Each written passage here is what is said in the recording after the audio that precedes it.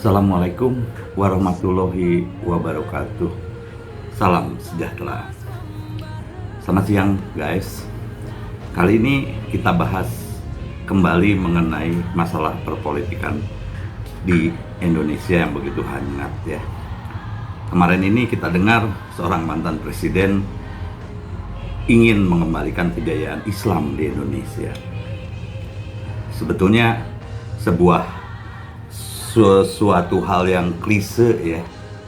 Kenapa saya katakan klise? Karena setiap orang yang membawa agama itu adalah klise, karena ukurannya juga tidak akan pernah jelas.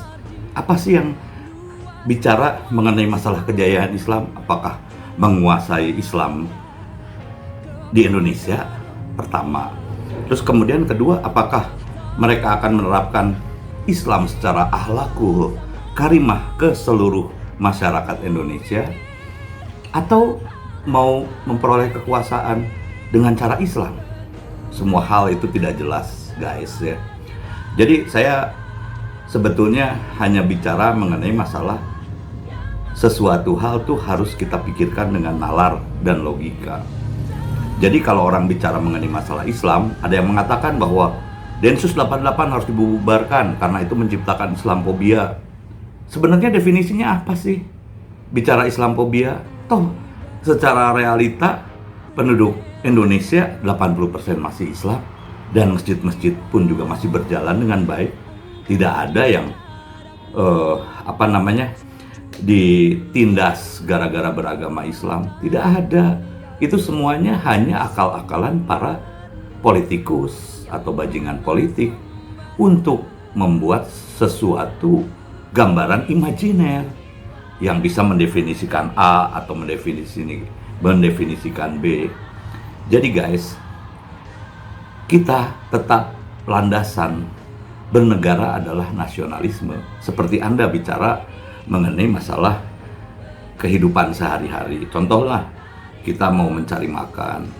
Kita mau mencari makan jelas kita harus halal ya.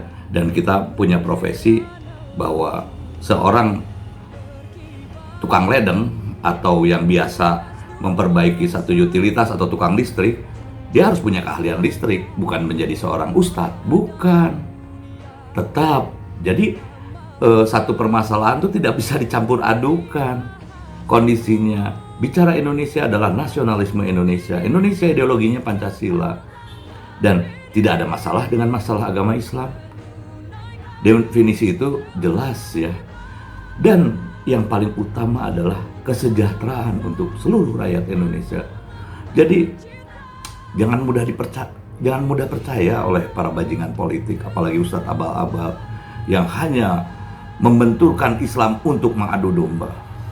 Karena dasar negara Indonesia adalah Pancasila. Nasionalisme adalah tujuan hidup kita demi Indonesia maju, merdeka.